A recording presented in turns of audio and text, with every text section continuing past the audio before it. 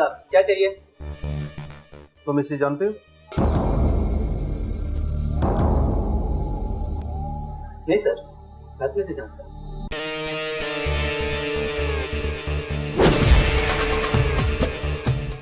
हम सीआईडी से हैं। सच सच बताओ, ये कहाँ है? अदरवाइज ना तुम रहोगे और ना तुम्हारा रेस्टोरेंट।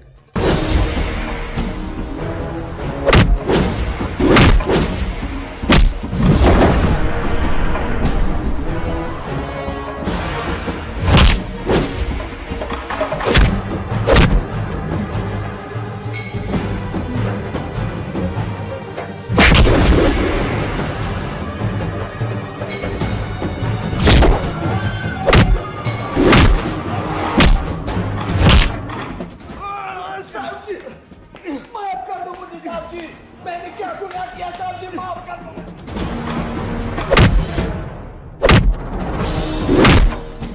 छोड़ दो मुझे, छोड़ दो, मैं इसका खून पी जाऊंगा।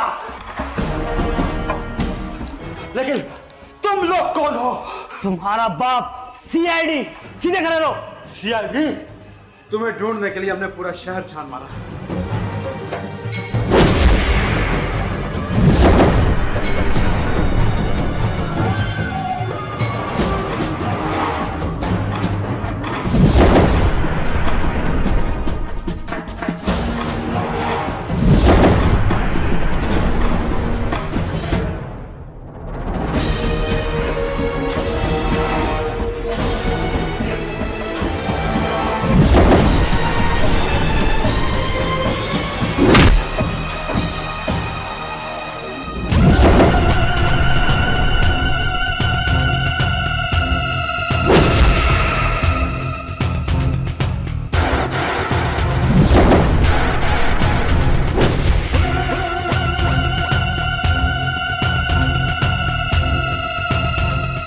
कहां तक भागोगे?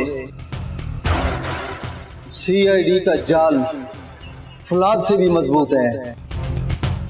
इससे निकलना मुश्किल ही नहीं, नामुमकिन है।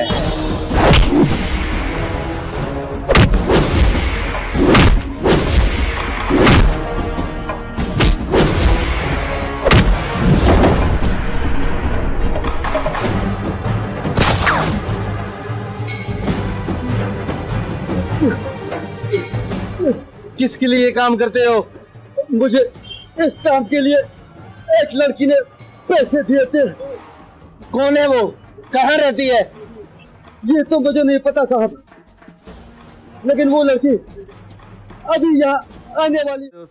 दोस्तों ये चैनल सीआईडी कंटेंट पे क्रिएट किया गया है, लेकिन इसके लिए आप भाइयों की सपोर्ट की ज़रूरत है। दोस्तों हम खूब मेहनत कर रहे हैं सीआईडी में, बट इसके लिए आपकी एक सब्सक्राइब की ज़रूरत है। मुझे ज़्यादा इंडियन ऑडियंस से जो है वो उम्मीदें हैं कि वो अपने इस प्यारे पाकिस्तान भाई की ज़रूर सपोर्ट करेंगे। और जी हाँ, जो मेरे प्यारे पाकिस्तान भाई हमें देख रहे हैं वो भी हमें प्लीज़ ज़रूर सपोर्ट कीजिएगा। आपके एक सब्सक्राइब से हम और ज़्यादा जो है वो मेहनत करेंगे। तो दोस्तों हमारी एक्टिंग के अबाउट भी आपने ज़रूर बताना है।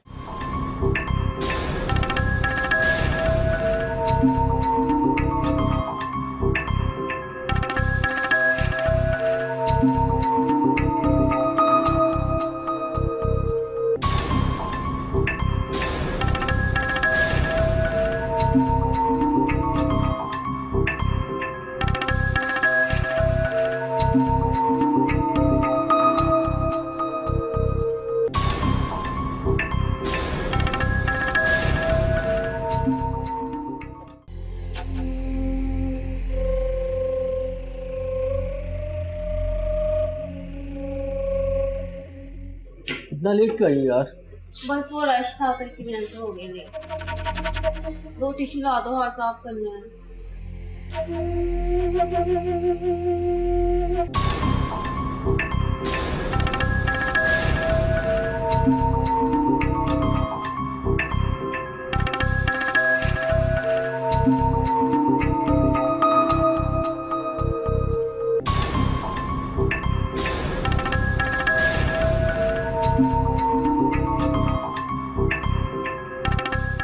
चलो मैडम आपके टिश्यू।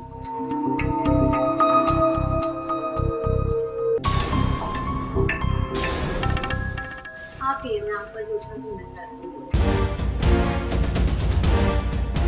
कौन है आप लोग?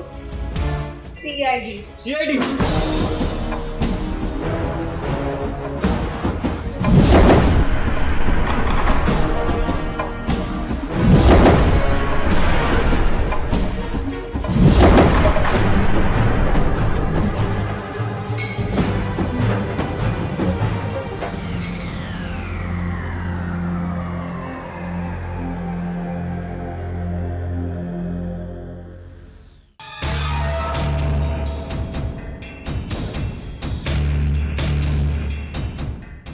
तुम इसे जहर क्यों देना चाहती थी?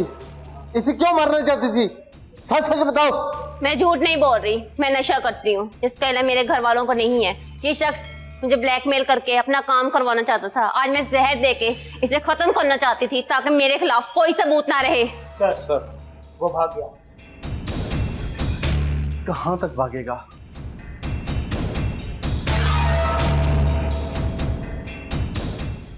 कौन है ये और कहां पे रहता है? इसका नाम नवाज है, टाउनशिप के फैक्ट्री एरिया में रहता है।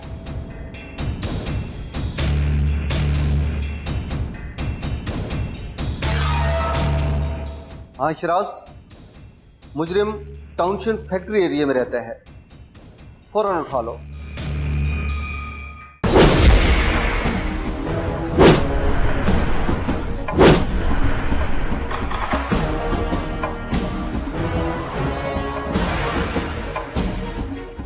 फैल जो इन गलियों में, हमें हर हालत में मुजरिम चाहिए। सर।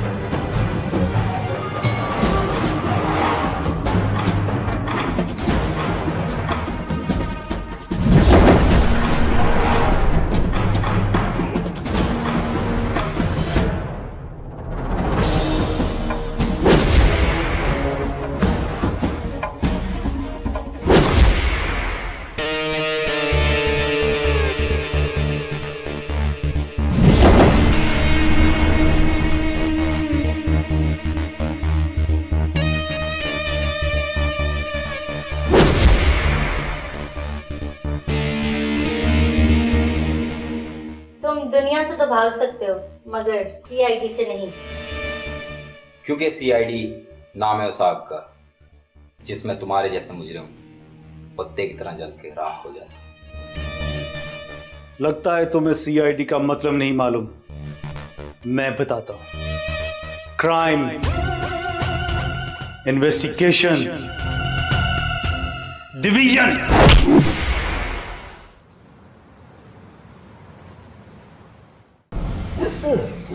आखिर तुमने कोच का कत्ल कर ही दिया, लेकिन मैं पूछता हूं क्यों?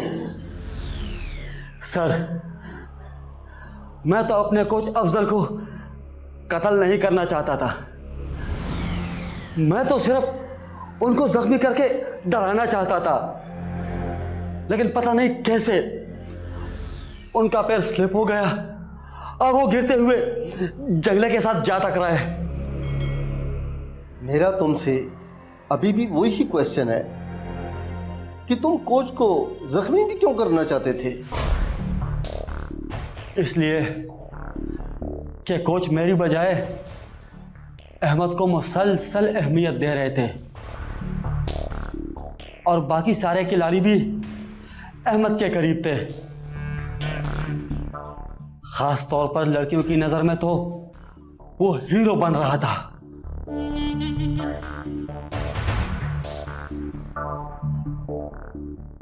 मैंने कोच को कायल करना चाहा, लेकिन वो नहीं माने। बार बार उनको रोकने की कोशिश की। मैं कोच की बजाय अहमद को लंगड़ा करना चाहता था, जिसके लिए मैंने पूरी मंसूबाबंदी की थी। उस रोज जब अहमद और कोच प्रैक्टिस के लिए ग्राउंड में गए तो अस्सलाम वालेकुम सर। वालेकुम सलाम। अहमद क्या हाल है, कैसे हो? अल्हम्दुलिल्लाह सर। अहमद आज बड़े खुश नजर आ रहे हो, क्यों ना हम दोनों में आज मुकाबला हो जाए? नहीं नहीं सर, आप मेरे सीनियर हैं, मैं आपसे मुकाबला नहीं कर सकता। खेल में सीनियर जूनियर नहीं देखा जाता बेटा, खेल में सिर्फ सलाहियत देखी जाती है। सर फिलहाल मैं हारने के मूड में नहीं हूँ, अगर आपसे जीत भी गया तो मुझे अच्छा नहीं लगेगा। अरे बेवकूफ, तुम्हारी जीत में ही तो मेरी जीत छुपी है। आज ऐसा करते हैं, और मैं तुम्हारे जूते पहनता हूँ, तुम मेरे जूते पहन लो। लेकिन ऐसा क्यों सर? जब तुम मेरे जूते पहनोगे तुम्हें एतमाद आएगा, और यही चीज मैं तुम्हें देखना चाहता हूँ। Okay sir.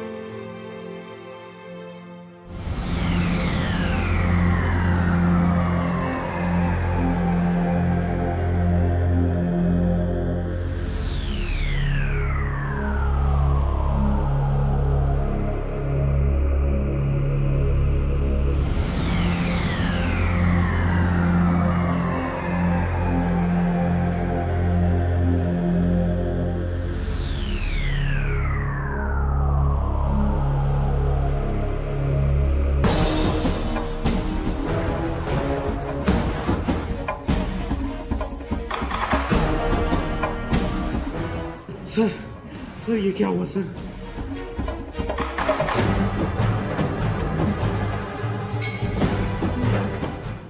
कल हमला और आज मौत, इसमें जरूर किसी की साजिश है। फौरन सीआईडी को फोन लगाओ।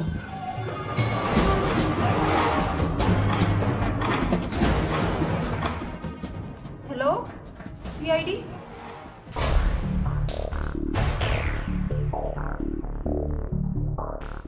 बदबख्त इंसान, तुम झूठे हो। तुमने ही उसको कत्ल किया है, लेकिन जो काम तुम खुद कर सकते थे उसमें इन दोनों को क्यों इन्वॉल्व किया? मुझे अपने प्लान पर अमल करने के लिए एक और साथी की जरूरत थी। इत्तेफाक से मुझे सोफिया की कमजोरी का पता चला। ये नशा करती थी और इसकी नशा करने वाली आदत का इसके घर वालों को इल्म नहीं था।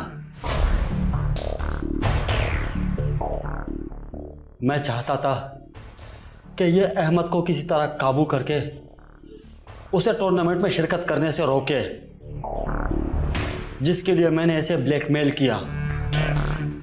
और सोफिया, तुम एक नशे की खातिर तुमने इसका साथ दिया? तुम्हें मालूम है कत्ल की सजा क्या होती है?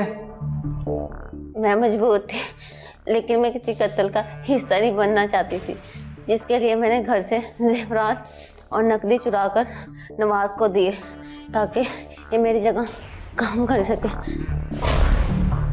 तुम जैसे लोग बिकाऊ होते हैं जो दौलत की खातिर कुछ भी करने के लिए तैयार है।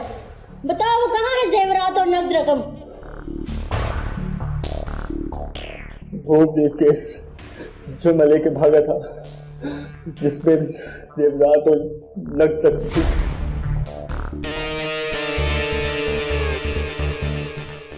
तुम सबकी चालाकियां और मकारियां धरी की धरी रह गई। कत्ल बहरहाल कत्ल होता है, उसकी सजा भी जरूर मिलती है।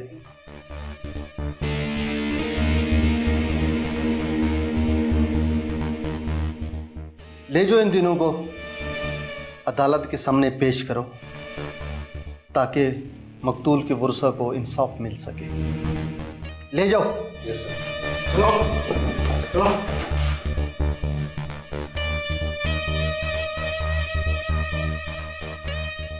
अरे सर, ये केस तो हमने चुटकियों में हल कर लिया, ज्यादा मेहनत ही नहीं करनी पड़ी।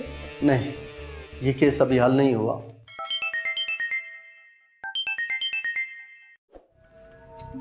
हेलो जहर,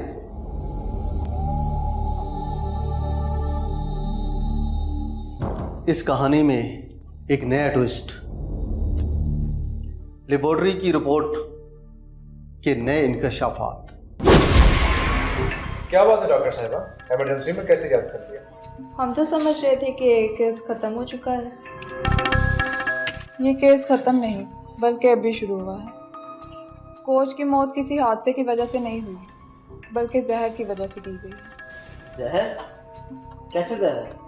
ये एक बहुत ही खतरनाक किस्म का जहर है जो सिर्फ और सिर्फ 30 सेकंड में अपना असर दिखाता है। आपका मतलब है कि इन्हें जहर दिया गया था, लेकिन ये जहर किसने दिया और कैसे दिया? मरने वाले के पाँव के अंगूठे में एक छोटा सा निशान पाया गया है, जो एक जहरीली सुई का निशान है, जो इस अंदाज से उसके जूते में लगाई गई कि सीधी उसके अंगूठे में लगी, और चंद ही लम्हों में उसकी आंखों के आगे अंधेरा छा गया और वो गिर गया। तो इसका मतलब है कि इस केस में कोई और भी शामिल है, और यकीनन ये कोई अपना ही हो सकता है। इसका खोज लगाना होगा। सर, अब जहां से चले थे वहीं आ खड़े हो। इस कत्ल में उन 3 लोगों के अलावा एक हाथ और दिखाई दे रहा है।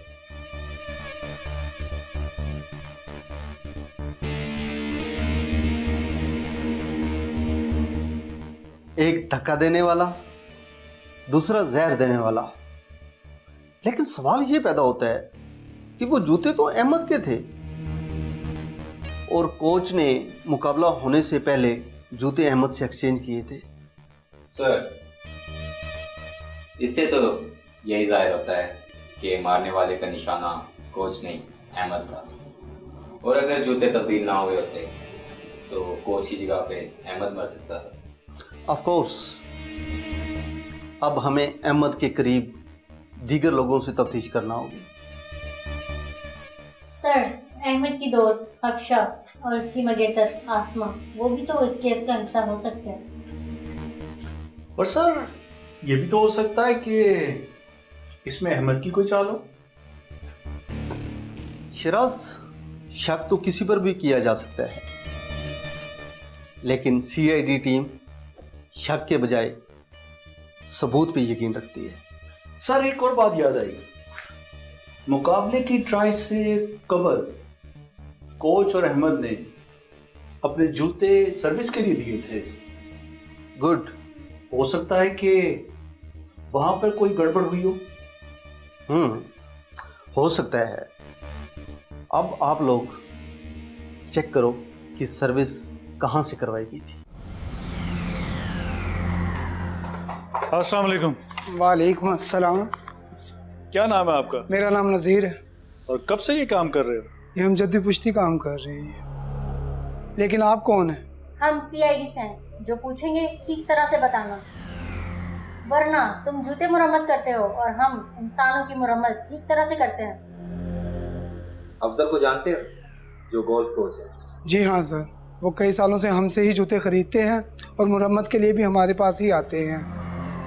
वो हमारे पक्के गाहक हैं। लेकिन आपके उस पक्के गाहक की मौत हो चुकी है, अब वो मर चुके हैं। वो कैसे? छोड़ो इस बात को, ये बताओ कि उनके जूते तुम सर्विस करते हो? जी, मेरा शागिर्द है आफ्ताब, उसने उसके और अहमद साहब के जूते सर्विस किए थे। लेकिन बात क्या है? आफ्ताब कहाँ है? वैसे तो वो देर तक काम करता है, लेकिन आज उसकी तबीयत ख़राब थी, वो जल्दी चला गया है। तुम्हारे पास उसका पता है? जी मैं देता हूँ।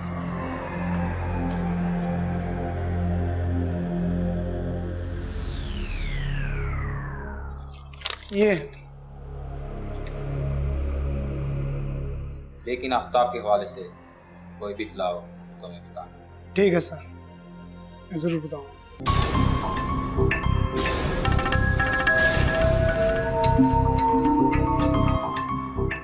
आफ्ताब, तुम्हारे ग़ुरूब होने का वक्त आ गया है।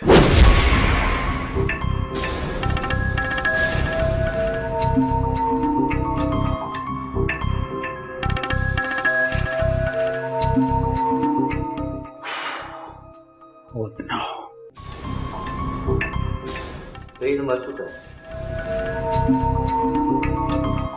सर, ये तो वही जहर है जो सुई के जरिए इंसानी जिस्म में दाखिल होता है।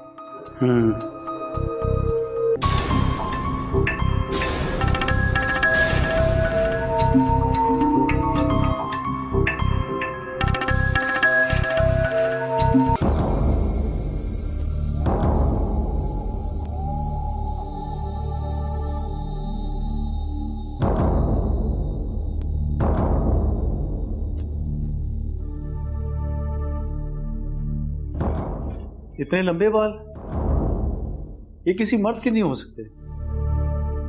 क्या इसमें कोई लड़की तो मुलविस नहीं? एसपी साहब को बताना पड़ेगा। आपके ख्याल में ये बाल किसी मर्द के हैं या किसी औरत के? सर गोल्फ खेलने वाले बहुत से लड़कों के बाल लंबे थे। सर ये लॉकेट भी यकीनन किसी लड़की का है।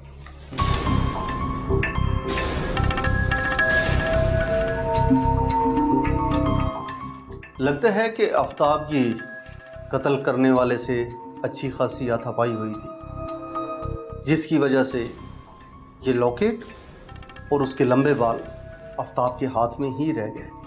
सर हमें लड़कियों पर भी नजर रखनी चाहिए।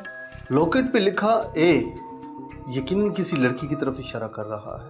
सर इस केस में हमें 2 लड़कियों को और शामिल करना चाहिए, अस्मा और आफशा को, क्योंकि उनके नाम भी ए से ही शुरू होते हैं। हमारा ध्यान गोल्फ प्लेयर अहमद और अब्बास की तरफ क्यों नहीं जा रहा? उनका नाम भी तो ए से ही शुरू होता है। अहमद को फौरन ट्रेस करो।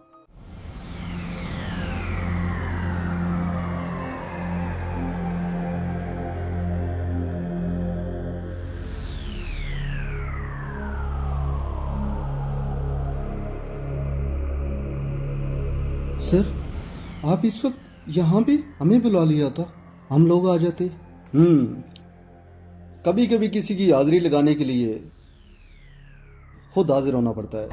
मैं समझी नहीं सर, कातिल पकड़ा गया? यही समझो कि कातिल पकड़ा गया है।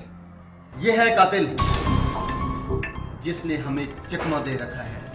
इसे गोल्फ क्लब की नहीं जेल की जरूरत है। क्या मतलब? आप लोग ये क्या कह रहे हैं? मैं भला कोच को क्यों मारूंगा? आफ्ताब के मरने के बाद उसके घर से हमें लॉकेट मिला, उसके ऊपर ए लिखा हुआ था।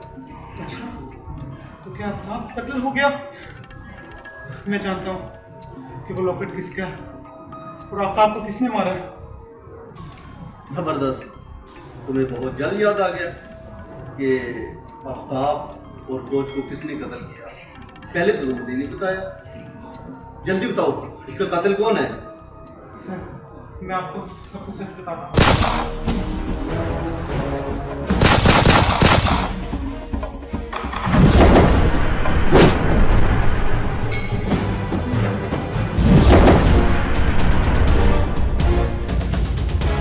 अस्मा तुमने अहमद को गोली मारी, जो तुम्हारा मंगेतर है?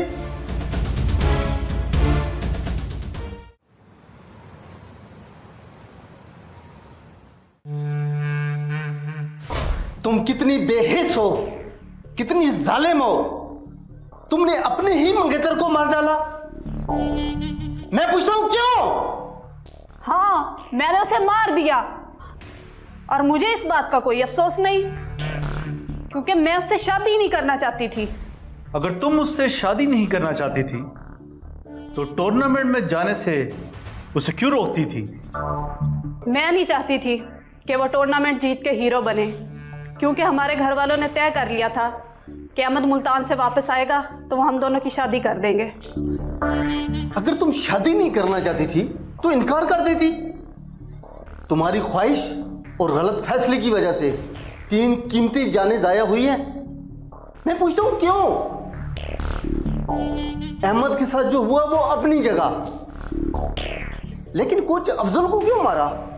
मैं और अब्बास एक दूसरे को पसंद करते हैं और एक दिन हम तन्हाई में बैठे थे कि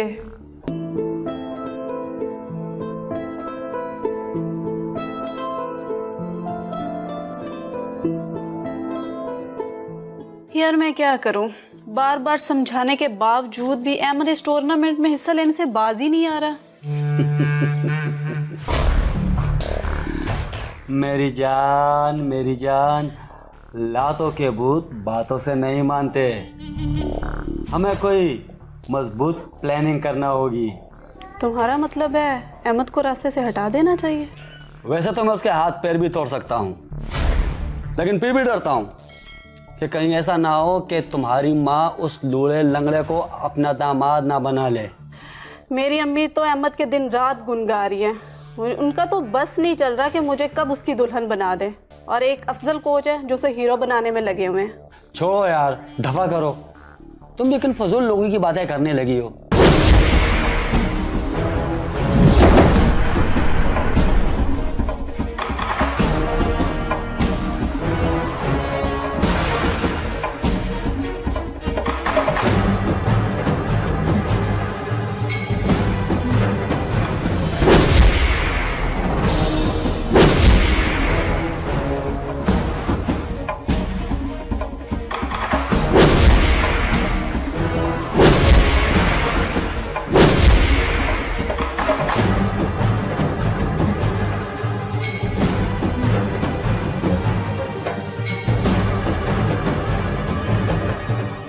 आप बगैर इजाजत किसी के घर में क्यों आए? मैं यहां से गुजर रहा था, सोचा आसमा से मिलता चलूं, और दरवाजा भी खुला था, तो मैंने सोचा अंदर जाके देख लेता हूं। और वैसे भी जहां इतनी गैर अखलाकी हरकत हो रही हूं, वहां किसी इजाजत की जरूरत नहीं होती। कुछ भी हो, आपको इस तरह अंदर नहीं आना चाहिए था। अच्छा हुआ आज तुम दोनों की हकीकत मेरे सामने खुल गई। मैं रोज अहमद से तुम्हारी शादी के बारे में बात करता था। अब मैं उसको बताऊंगा कि इस लड़की से शादी न करना और उसे तुमसे दूर रखने की पूरी कोशिश करूंगा। रुक जाइए सर।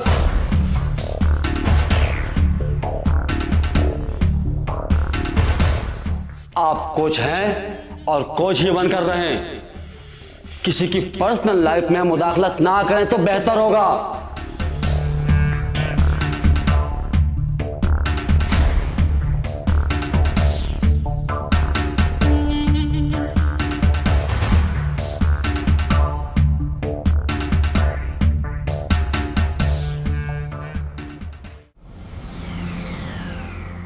अजीब बात है, कोच अफजल के कत्ल का इतराफ अब्बास भी कर रहा है और तुम भी। आखिर कौन किससे बचाना चाह रहा है? जनाब, आप मेरा यकीन करें, मैं बिल्कुल सच कह रहा हूं। कोच अफजल को मैंने कत्ल किया है। नहीं, बिल्कुल झूठ। मेरा शिकार अहमद था, जिसे ख़त्म करने के लिए मैंने आफ्ताब को लालच देकर उसके जूते में जहरीली सुई रखी थी। पर बदकिस्मती से कोच अफजल ने अहमद से जूते तब्दील करके अहमद की मौत को अपने गले लगा लिया। और फिर तुमने उस बेचारे आफ्ताब को भी मार दिया? मजबूरी थी, मैं कोई सबूत नहीं छोड़ना चाहती थी, इसलिए मैंने आफ्ताब के घर जाकर उसे भी जहरीली सुई से मौत के घाट उतार दिया। और फिर तुमने अपने होने वाले शोहर अहमद को हमारे सामने गोली मार दी। मेरा काम अभी पूरा नहीं हुआ था। मैं अफशा को भी मारना चाहती थी, क्योंकि अफशा को मेरी तमाम वारदातों का इल्म था और उसने अहमद को सारी तफसील बता रखी थी। और जब अहमद ने मेरे बारे में आप लोगों को बताना चाहा, मैंने उसे भी गोली मार दी। और अब्बास, तुम सिर्फ आसमा की मोहब्बत में इतना बड़ा जुर्म कबूल कर रहे हो? मैं वाकई में आसमा से बहुत मोहब्बत करता हूं, इसलिए तो इसके हर जुर्म की जिम्मेदारी कबूल करना चाहिए। और अब भी मैं इसके हर कत्ल का इत्तराफ करने को तैयार हूं। तो अब आप दोनों की मोहब्बत की बाकी कहानी जेल के सलाखों के पीछे चलेगी। साहब जी,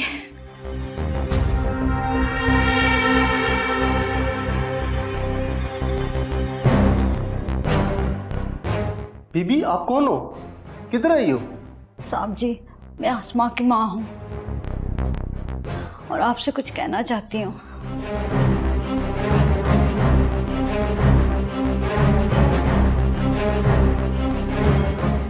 जी मोहतरमा, बोलिए। साहब जी, मेरी बेटी भटक गई है।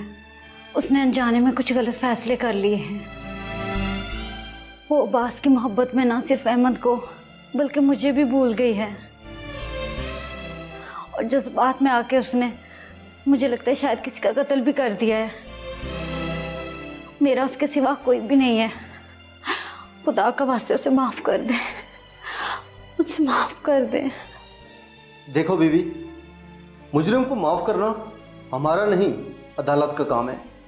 और वैसे भी आपकी बेटी ने 3 कत्ल किए हैं।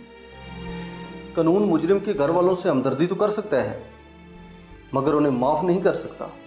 नहीं नहीं साहब जी, ऐसा मत करें, मैं बिल्कुल बेसहारा हो जाऊंगी। अगर देखा जाए तो किसी भी मुजरिम के जुर्म में उसके घर वाले और ख़ास तौर पे उसके वालिदैन जिम्मेदार होते हैं। जो अपनी औलाद की सही परवरिश नहीं करते, अगर वालिदैन अपनी जिम्मेदारी का एहसास करें तो कोई भी बच्चा मनशियात का आदी नहीं बनेगा।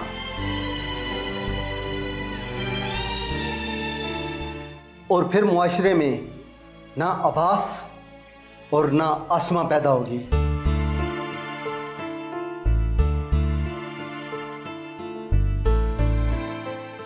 काश